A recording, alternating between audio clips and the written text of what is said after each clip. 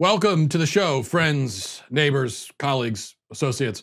Today we're going to talk about what I call the criminalization of childhood, both the criminalization and the medicalization of childhood, which is happening in our school system. We'll discuss that. Also, I'm excited today to be canceling Elizabeth Warren finally, and I'll explain why.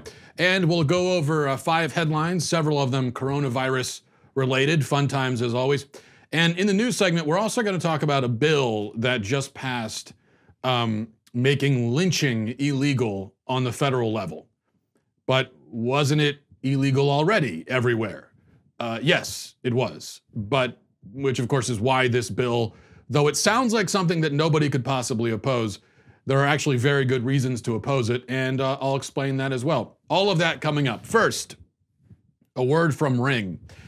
You know, this isn't about being paranoid or anything like that, but it is about protecting yourself. And the reality is, you never know when a break-in could occur. And if you live in high crime areas, then you know that there's that elevated risk. But even if you don't, even if you live out in the middle of nowhere, kind of like I do, still it could always happen, which is why you want to protect yourself. Ring's mission is to make neighborhoods safer, make people safer, make homes safer. You might already know about their smart video doorbells and cameras that protect millions of people everywhere. Well, Ring helps you stay connected to your home anywhere in the world. So if there's a package delivery or a surprise visitor, whether a surprise visitor you want or don't want, you're going to get an alert. You'll be able to see. You can even interact with that person from anywhere in the world. You know, that's what I found to be so great about Ring is both the convenience of it, but also what we're talking about, just the security of knowing that you have your eyes on everything. As a subscriber, you have a special offer on a Ring welcome kit available right now at ring.com/Walsh. That's ring.com/Walsh. The kit includes a video doorbell and Chime Pro, which is just what you need to get a ring of security started around your house today. Go to ring.com/Walsh. Again, that's ring.com/Walsh. Okay, so criminalization of childhood. Footage was released this week showing a police officer in Orlando walking into an elementary school and arresting a 6-year-old girl. The child, accused of having a tantrum and hitting her teachers, had her hands zip-tied and was put in the back of a squad car as she was crying and trembling with fear and pleading to be given another chance. Put in a squad car, taken to jail. In fact, let me play for you the footage right now. This is the footage of the actual arrest as it happens. I think there's an important point to note here as you're watching this, that it's not like the police came in and the young girl was in the middle of a hysterical freak out and she was hitting people. No, by this point she had calmed down. She was just sitting there. And then they come in and cuff her. So watch this.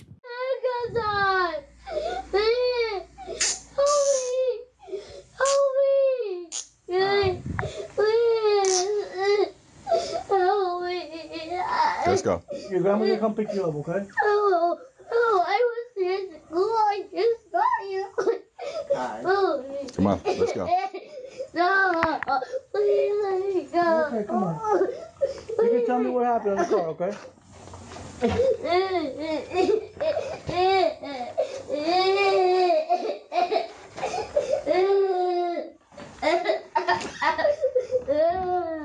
I don't want to go to the police car. You don't want to? No, please. You have to. No, please. Give me a second chance. That, you know the expression makes my blood boil? Well, that, when I watch something like that, I can feel, I think I can literally feel my blood boiling within me. And it just makes me very angry. Maybe part of the reason might be that I have a 6-year-old daughter myself. And the idea that she could be arrested for anything at all is first of all, simply ludicrous. Okay, if you know anything about 6-year-olds, if you've ever met one, then you should understand how ridiculous this is. And my blood boils even more because as I've been talking about this issue, I wrote something about it yesterday. We're talking about it on social media. A fair number of people, maybe it won't surprise you, defending the police officer. Now, as we'll talk about in a minute, even his own police department doesn't defend him. They fired him for this, and rightfully so. But there are still people who I think are, when it comes down to it, such bootlickers of the state, refuse to criticize police officers for any reason whatsoever, no matter what they do, that they'll even defend this, which his own bosses would not defend. His police chief came out and was horrified by it. And yet there are people that will see that. I saw some comments like, teach that spoiled brat a lesson. Those kind of comments. She's 6, you animal, you beast. I mean, she's 6. Do you understand what that means? Now, the courageous cop, valiantly defending society from ill-tempered first graders, can be heard later on in the body cam footage bragging about the fact that this 6-year-old that he arrested breaks his record for the youngest child that he's ever arrested. There's no sense of seriousness here at all, just callous indifference for the child, and to him it seems like it's just all a big joke. Watch this. She's 8, isn't she? 6. She's 6. Now she has broken the record. Absolutely no concern from this guy about the trauma that the child suffered, and that is trauma, okay? Yes, the word trauma is way overused. College kids encountering opinions they don't like say they're traumatized. That's not trauma. Doing this to a child, that is actually literally traumatic. Now, keep in mind, he says he arrested a 7-year-old. What was the reason he gave? He said he arrested the 7-year-old because the 7-year-old, I guess, stole something and didn't think it was serious, and that's why he was arrested. So he was teaching him a lesson. Yeah, well, of course he didn't think it was serious. He's 7. 7-year-olds don't think anything is serious because they're 7. Now, this girl was taken to a detention center where her mugshot was taken. I want you to imagine that, a mugshot of a 6-year-old girl. And she was officially brought up on charges of criminal assault for hitting somebody. I want to reiterate again. This is a 6-year-old girl taken to a jail, given a mugshot, brought up on charges of criminal assault. To emphasize for the 5th time, she's 6. Now, we should mention that this officer, Dennis Turner, apparently has a history of being a power-drunk scumbag. He was investigated back in 2015 for tasing a man 5 times, even though the guy wasn't actively resisting, just kept tasing him anyway. Yeah, why not? Might as well keep doing it. And reportedly, the officer that is, was also arrested himself back in 1998 for aggravated assault of a child. So maybe he has some kind of problem with children, I'm not sure. Now, Turner, as I said, has been fired for his actions at the school. But serious questions remain. For instance, how did a callous incompetent like this guy, who's twice been put under investigation by his own department for abuse of force, how did he end up as a resource officer at an elementary school? And more broadly, is it really a good idea to criminalize childhood misbehavior? That's the fundamental question I want to ask. This may be an extreme example of it, but grade schools all across the country have increasingly been treating discipline problems as legal infractions. This is a trend that we are seeing with increasing regularity. Kids who lack emotional maturity, not because there's something wrong with them, but because they're kids, now face the possibility of a criminal record for behavior that, for our parents and grandparents would have simply landed them in detention. But now we say, no, not detention, the detention center. The criminalization of schoolyard bullying is another example. There are many states across the country that have passed actual laws against bullying that affect even elementary schools. So a 3rd grader who's bullying another 3rd grader could be breaking the law now, and we're going to get the courts involved. So what you saw in the footage there is extreme, but not that extreme. Here's the issue, though. Children, especially in the elementary school ages, are not reasonable creatures. They do not possess the psychological capacity to control themselves, their actions, to express their emotions the way that we can. So that's why a 6-year-old might freak out and cry and all of these things. It's because they don't have the wherewithal, they don't have the capacity to express themselves yet. I mean, they have some capacity for it, but not a fully developed capacity. This, again, is not their fault. It's just a natural facet of childhood.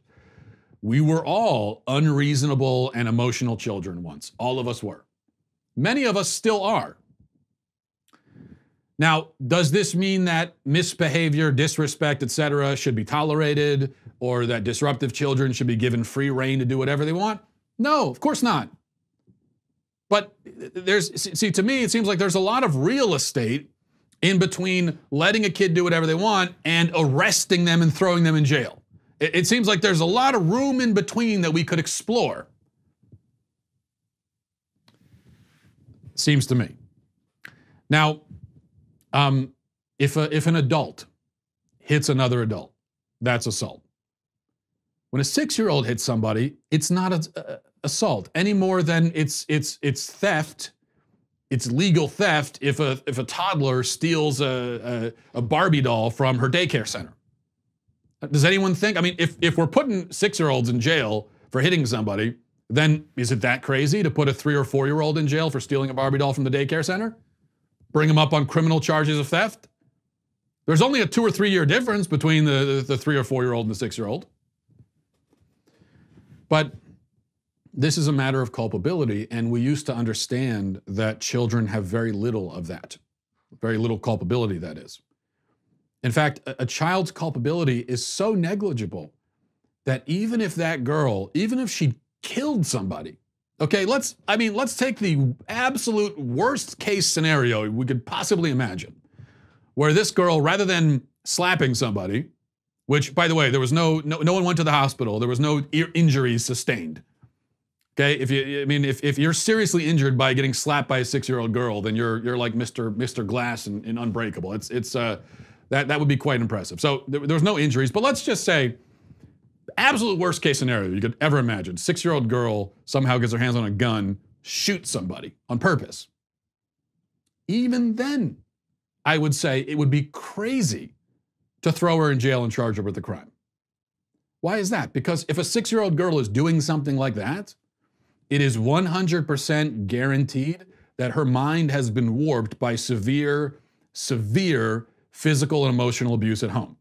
And now she quite literally cannot control herself and doesn't know what she's doing. That's a guarantee. If you have a kid doing that, then you know that for a fact.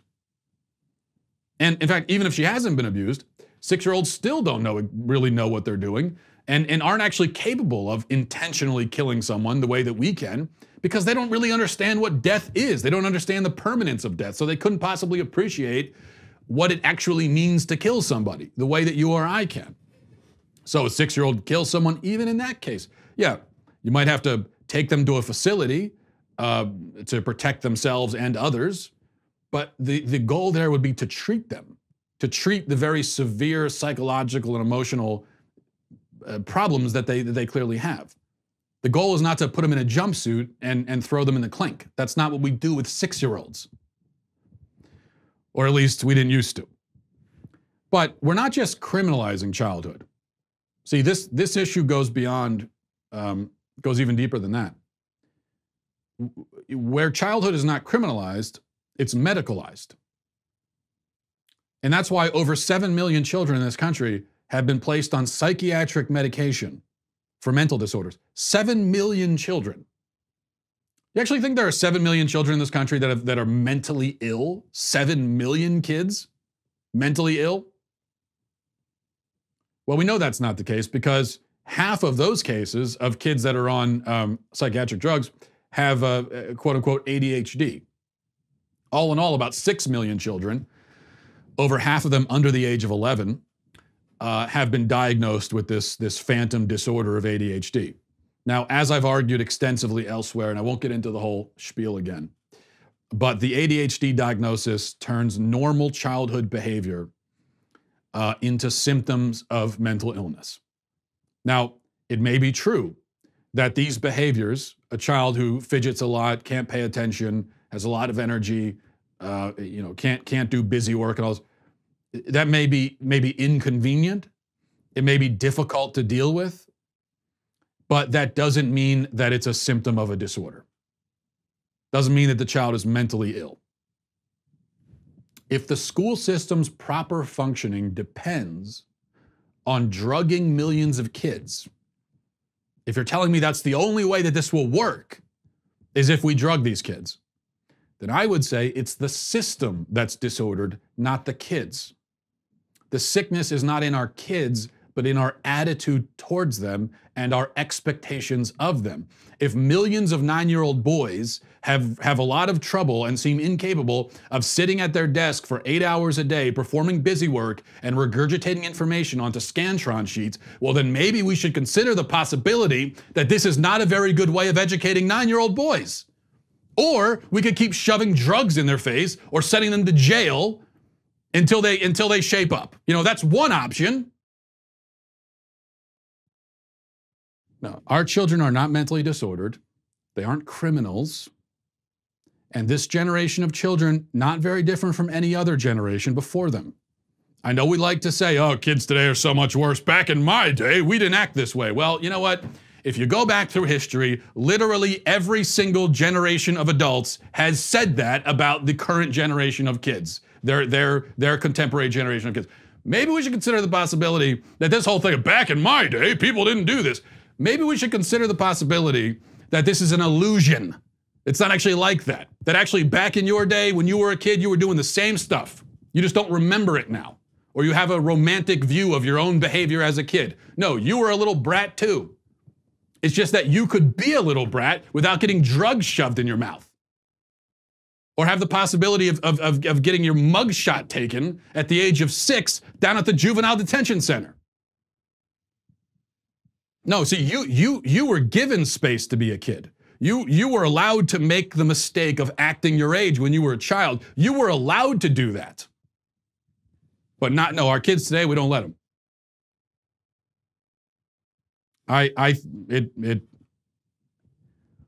Here's the thing. And I say this again.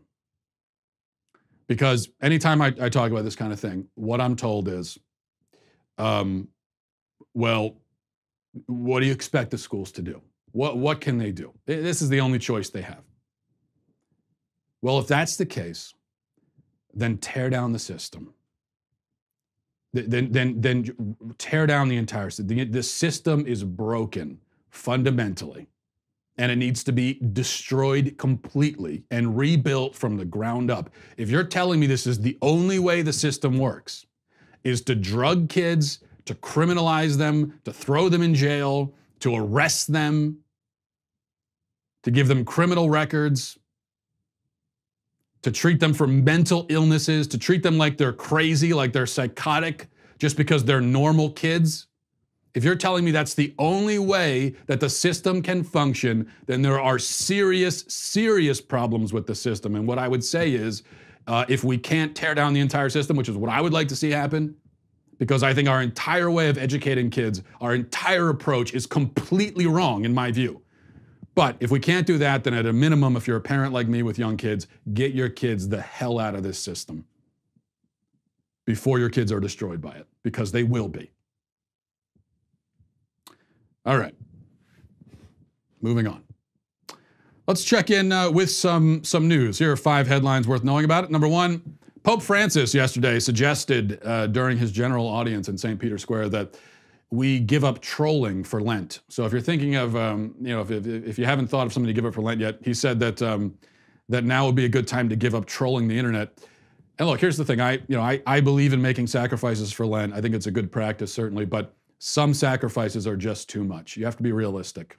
And if we give up trolling, what exactly are we supposed to do with our time? You tell people not to troll, next thing you know, everyone's doing heroin, because those are really the only 2 options that I can think of. By the way, speaking of the Pope, as a Catholic, I am pleading with the Pope during this time of the coronavirus to finally get rid of the sign of peace during Mass. Now, if you're not a Catholic, maybe you're not familiar, that's the part of the service about 2/3 of the way through where randomly the congregants are required to exchange awkward and perfunctory greetings with the people around them. So we take a break from the sacred moment, take a break in the middle of the service to exchange forced pleasantries with our neighbors immediately around us. Which of course makes no sense. It's a very silly and pointless ritual in my view, and also a great way to spread illness. So maybe with the possibility of a pandemic, this would be a good catalyst for getting rid of that. And if you got to do it, look, you go to there are many other churches. You go to Protestant churches many times, and I've been to plenty of those churches. In many cases, they'll do a greeting type of thing before the service starts. Now, okay, that can make sense. Why are we doing it in the middle, randomly? It makes no sense. Number two, Donald Trump, speaking of the coronavirus, held a press conference with Mike Pence and the CDC last night to talk about the virus. President Trump was taking an approach of essentially downplaying it. This is a little bit of what he had to say. Because of all we've done, the risk to the American people remains very low. And we have the greatest experts in the world, really in the world, right here. The people that are called upon by other countries when things like this happen.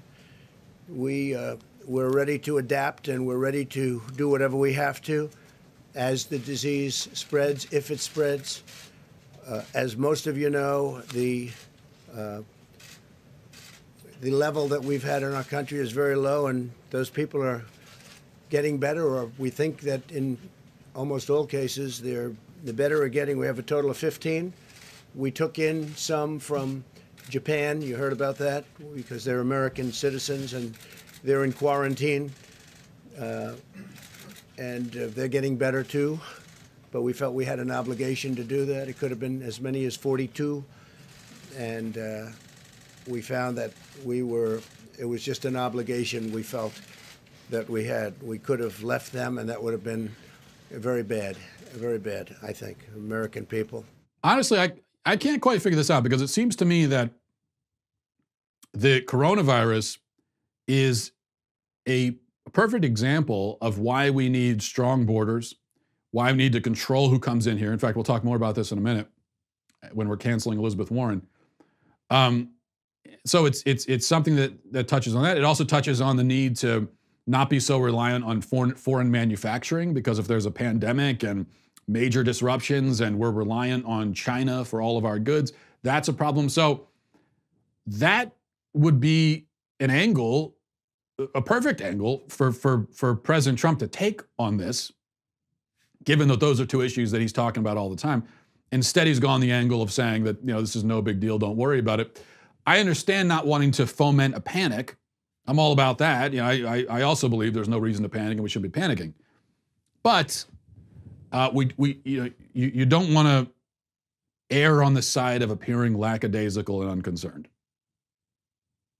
Number three, related to the previous item, Trump put Mike Pence in charge of heading up the coronavirus response, and this move has provoked the expected reaction. Here's what AOC had to say. She tweeted, "Mike Pence literally does not believe in science. It is utterly irresponsible to put him in charge of U.S. coronavirus response as the world sits on the cusp of a pandemic. This decision could cost people their lives. Pence's past decisions already have." Speaking of science, of not believing in science, Alexandria, just a quick question, quick science question. Since you say he denies science and you believe in science. So quick science question. Can men get pregnant?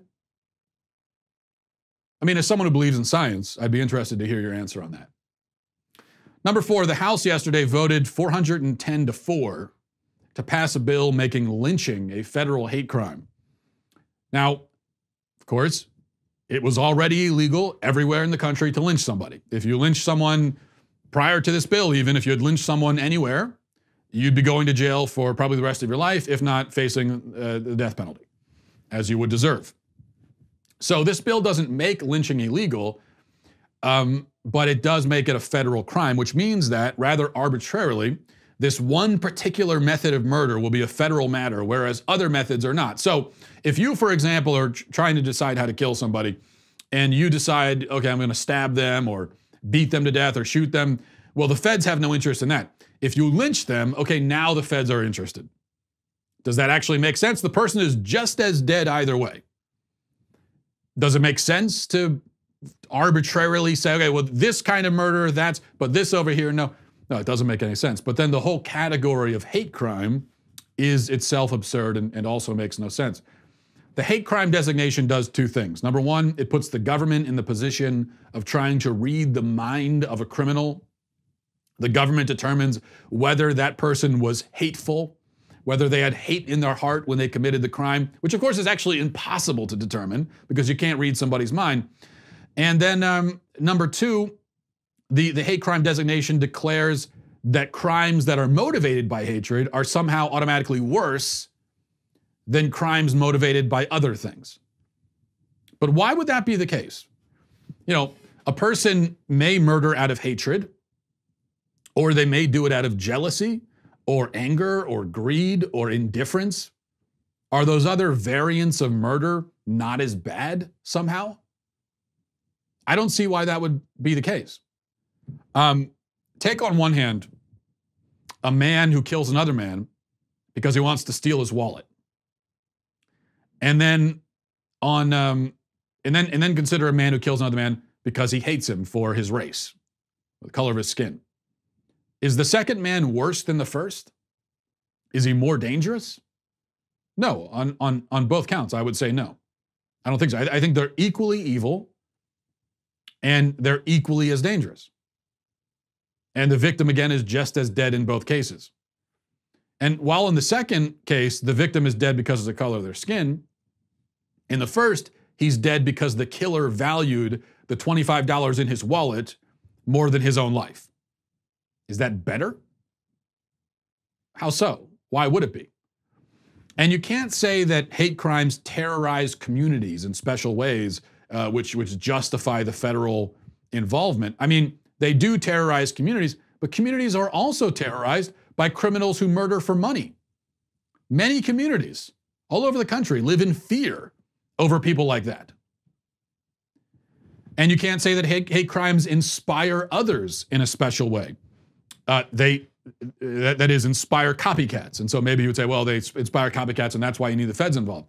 They might inspire copycats, but again, other kinds of murder also do that. Somebody pointed out yesterday when we were talking about this, someone pointed out, compare the Columbine kids, the Columbine killers, to Dylan Roof. Now, the latter was a hate crime, the former was not. Which one of those do you think inspired more copycats? I think very clearly the Columbine killers did. They inspired a whole generation of school shooters. Wasn't a hate crime, though. You know, what they were doing, it was just a crime of indifference and a crime of sort of general disdain for the human race. I don't see why that should be treated with less seriousness than we treat a crime motivated by hatred. All right. Well, usually I do 5, but I guess that's all I had. I had 4 headlines. Now, before we move on to canceling somebody, wanted to give a shout out to all of our Daily Wire members. You guys are the ones who keep us in business. We love making content that matters. And while we're on the front lines of the culture war, we can't do it without your support. If you're still skeptical about joining the Daily Wire, you're not sure if you want to spend the money, a Reader's Pass is a great way to start. A Reader's Pass will enable news junkies to read all of our articles ads-free, including op-eds from Ben Shapiro, which are exclusive to Daily Wire members. You can't get them anywhere else. You get the upgraded experience, in-depth analysis from our editor-in-chief. You also get access to our mobile app, which has really become popular with all of our members. And you can read all of our stories in mobile. You don't have the ads. You can receive push notifications. All of these bells and whistles come with it. The membership tier is already a bargain at $3 a month, but right now, for a limited time, we're offering that deal for 99 cents. That's mobile, ad-free to all of our Daily Wire news, exclusive op-eds from Ben Shapiro, breaking news updates, everything we've just talked about, all for the low price of 99 cents. So give it a shot. It's worth it. Now, time for your daily cancellation. And today I'm very excited to be canceling Elizabeth Warren. Of course, there's a whole buffet of reasons. There's a cornucopia of cancelable things that she has done and said when it comes to Elizabeth Warren. But Here's the latest. I want to talk to you about this because just tonight, President Trump detailed the administration's response to the spread of the coronavirus, and I want to tell you what it includes. It includes stopping non-U.S. citizens from coming to the U.S. from China, screening people coming into the country from infected areas, quarantining those infected, and developing a vaccine. Do you think that response is sufficient, Senator? No, But let's start, because this really is serious, and we have a lot to talk about here. We know that with any virus that develops, the most vulnerable will be our children, seniors, people with compromised immune systems who are undergoing treatment. So this one is tough. So the way I think about this is first we think about allocation, kind of our overall approach. I'm going to be introducing a plan tomorrow to take every dime that the president is now spending on his racist wall at our southern border and divert it to work on the coronavirus. Okay, a few problems here, a few things. First of all, a wall cannot be racist. Can we get that clear? Walls are physical objects. They are barriers. They are not racist. They can't be because they're walls. The walls in this room that I'm sitting in right now, they have really no feelings, no prejudice. They have no opinion of anyone's race. I've never met a racist wall in my life. I've never met a sexist wall, a homophobic wall. I have met a few walls that frankly were a bit transphobic. So I think transphobia can be a problem in the wall community. But other than that, I don't think it's something we have to worry about. Second thing, more importantly perhaps, we're talking about a pandemic. Okay, we're talking about a disease that potentially could sweep through the world across the globe like a forest fire. Worst case scenario, of course. And your solution is to make our borders more porous? That's your solution? That's the way you address a pandemic? Your way to meet the pandemic head on is to not enforce our borders. Open borders. So your first thought when you hear, oh, pandemic, well, okay, we got to open up the borders. That's the first thing we have to do. That's like saying your plan for combating obesity is to give out Arby's coupons. It really makes no sense. Now, of course, this is what I was saying before, and this should be Trump's messaging. And he should be damned happy, by the way, that I'm not canceling him right now for not having this messaging. But the message is, this is why we need to be able to control who comes into the country. This is precisely why. So Warren's position here is incoherent, reckless, dangerous, stupid, and she's canceled. She's canceled times 10, times infinity, as my kids would say. All right, let's move on quickly before we wrap things up to some emails. MattWalshShow@gmail.com. MattWalshShow@gmail.com is the email address. This is from Maria, says, Esteemed Mr. Walsh, I would like to thank you profusely for writing your incredible, thought-provoking, genuine book, which is The Church of Cowards right here. Forget Shakespeare. This needs to be required reading for all the West. Also, I must say your book came at the most opportune time. I'm currently a high school student, and not only was your book the reason I didn't pay attention all day today, but much less do my homework, but more importantly, your book is immensely beneficial in the writing of my argument as to whether America can truly claim to be a Christian nation, and it proved as an instrumental source for the sermon I will soon give to my youth group. God is not convenient, fitting your faith into your lifestyle versus making faith a lifestyle. Not only was your book instructive, but also hilarious, although honestly, considering you wrote it, I don't know why I'm surprised.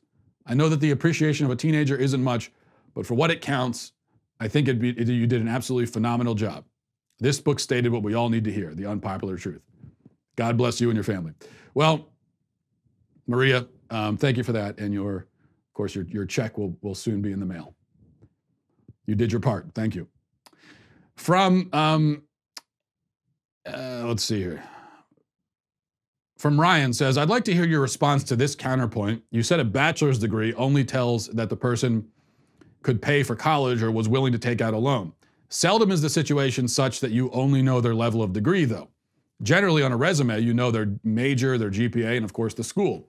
If you know someone had a marketing degree from Yale and a 4.0, are you really willing to say you still know nothing about them aside from the fact that they have a degree? Well, Ryan, of course, a 4.0 GPA and a marketing degree from one of the top schools in the world would tell would tell you something as an employer, of course. But those are additional bits of information. My point was that the simple fact that a person has a degree, that fact alone, just that, they have a degree, tells me nothing. Tells me absolutely nothing about the person. So if you tell me that Bob Smith has a college degree, and that's all you tell me, I know nothing about Bob Smith. He could be dumb, could be smart, could be lazy, could be hardworking. He could be anything. I don't know anything about him just by the fact that he has a college degree. And this is why a college degree in and of itself shouldn't be a prerequisite for many of these jobs. Because instead, the individual merits and experience of the individual applicants should be what we consider. So imagine that, revolutionary idea. Someone's applying for a job. Why don't you look at them specifically and see what they bring to the table? Now, if you consider Bob Smith's individual merits and experiences, okay, you might discover that he has a college degree, he has a 4.0, all that other stuff. And obviously now you know you have on your hands a very promising candidate for pretty much any entry-level job anywhere. But if you're willing to look at the specifics of Bob, then if you've got Jim over here who has no college degree, why don't you look at his specifics? Because what if Jim has no degree, but he's 23, he's been working at the same retailer since he was 18, started as a part-time cashier, now he's an assistant store manager. He's been climbing up the ladder of success, being promoted. What does that tell you about him? It tells you he's a hard worker, he has management experience, he's reliable, he can work with people, he has at least some skills in sales probably. It tells you many things about him. And Jim too would be a very promising candidate for an entry-level position at pretty much any company. But with the way things work now, Jim's resume goes directly in the trash just because he doesn't have that piece of paper. Even though he has all that experience and all of that skill, it goes right in the trash. Even though he would probably be a better candidate for the job than 90% of the college, the college graduates who are coming in the door for interviews. It just doesn't make any sense. Finally, from Josh says, Matt, on your show you argued that we should lay some of the blame for student debt at the feet of universities who charge a fortune in tuition because they can, and employers who require degrees for no reason other than what you term laziness. A bit of history and economics show why both of these are bad arguments. Historically, these practices by universities and employers are the result of increasing demand for and acquisition of college degrees. They're the result rather than the cause of the problem. Economics explains the phenomenon in both cases. The first principle is simply supply and demand. A corollary of this principle is that price is at bottom a mechanism by which goods are rationed among all possible buyers. So universities charge more because there are more dollars chasing fewer degrees, and there has to be some method of reaching an equilibrium where the number of buyers matches the number of things to be bought. So in reality, universities are just responding to market forces. The only reason prices are so high is that ultimately the government has made it unnaturally easy to get funding for college, this artificially increasing demand, which in turn drives up the price. In the case of employers, the phenomenon is similar, except that the degree is the price of getting the job. You say this is due to laziness, but I think this is an unwarranted assumption on your part. True, a person with no degree but some work experience might be a better fit, but not necessarily. Thus, employers still have to consider all applicants, and narrowing the pool by increasing the requirements is not laziness, but rather a cost-saving measure. The man hours required to sort through a list of applicants represent an opportunity cost to the employer, which it's perfectly reasonable to try to avoid. I think you're also ignoring the fact that many employers have alternate requirements, such as A, possess a degree, or B, have a certain amount of experience. Furthermore, I'm sure that in most cases, even if an applicant lacks a degree, he could still potentially get the job if he can show that he has a history of relevant experience that would be worth more than a degree. Okay, well, Josh, I think all you've done here is explain why universities and companies can get away with doing what they're doing. It doesn't prove that it must be this way, that they must do it this way. The cost of a degree has risen by 100% since I was born in 1986. You know, the average cost of a degree. Tuition rates are increasing 8 times faster than wages. This is exorbitant, grotesque, obviously. The degree is worth at this point a fraction of what it costs to obtain. And almost nobody who goes in, walks in the door of a college can actually afford the degree that they're getting. Now, you say that market forces explain it. Yes, they explain how the universities are able to get away with bilking people like this, but it doesn't explain why they need to or have to. I get that they can, I understand that. They don't have to, though. They don't need to do this. They could charge half of what they charge. They could charge a quarter of what they charge. They could do that. There's no reason why they can't. Now, you say this is a way of rationing the goods, but as you point out yourself, the government has made it so that they can charge whatever they want because the loans are dished out like candy. So this isn't really a way of rationing anything. This is just a way for the universities to take advantage of the situation. I don't see it as rationing. Everybody gets a degree. It's just that they're charged a lot more, they have to pay a lot more in the end. How is that rationing? Also, there are other ways of rationing the degrees. There are other barriers of entry. Grade point average, exams, test scores, so on and so forth. It's not as though, if tuition was cheaper, the universities would have to throw open their doors and any old person can wander in. They can still control who they give admittance to. But they could do it based on something other than the person's willingness to plunge themselves into 3 decades of crushing debt. That's my point. As for employers, you say that narrowing the pool by disqualifying non-college grads is a cost-saving measure. Well, even if that's true, I would say that not all cost-saving measures are automatically right or good. And this is one that isn't.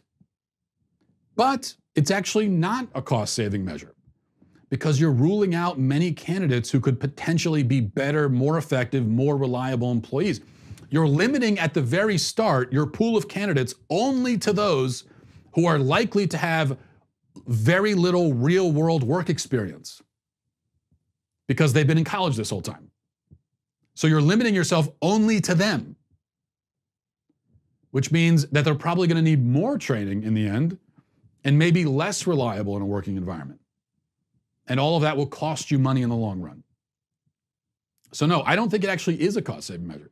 I think if they took a more hands-on approach to their own hiring practices, and they were really willing to actually assess the merits of the people that come in, yes, it may be a little bit more effort in the short run, but I think in the long run you save money. Why don't they do it? Well, I go back to laziness. I think it's just easier to do it this way. It's also just what everybody does, and so you figure if you're a company, this is what people do, and so this is how it is, and so this is what I'm going to do. It's a lack of imagination, also. And also, I think there's an element of many of these employers, the people that are in these HR departments and so on, they all have college degrees. And so I think there's a little bit of a snobbery to it. And also I think they don't want to start, if all these employers with college degrees start hiring people without college degrees, now they've devalued their own college degree and they don't want to do that. So there's selfishness too. So I think it's snobbishness, I think it's selfishness, I think it's laziness, I think it's a lack of imagination in so many cases. And that is why we have $1.5 trillion in debt. All right, but thank you for that counter argument. Very, very interesting arguments put forward. We'll leave it there. Thanks everybody for watching. Thanks for listening. Godspeed.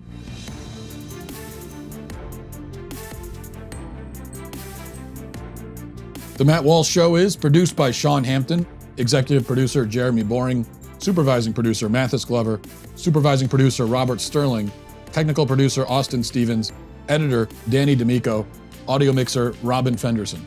The Matt Walsh Show is a Daily Wire production, copyright Daily Wire 2020. Coronavirus reaches the U.S. President Trump is playing it down, Democrats are playing it up, and we don't know whether we're all going to die or whether this is a big nothing. We will examine the cause of the mass media-generated hysteria. Then, speaking of not knowing whether or not you're live and dead, Joe Biden gets some very good news from a poll in South Carolina. 2 different kinds of Republicans are going to be voting for Bernie Sanders. And finally, the mailbag. Check it out on The Michael Knowles Show.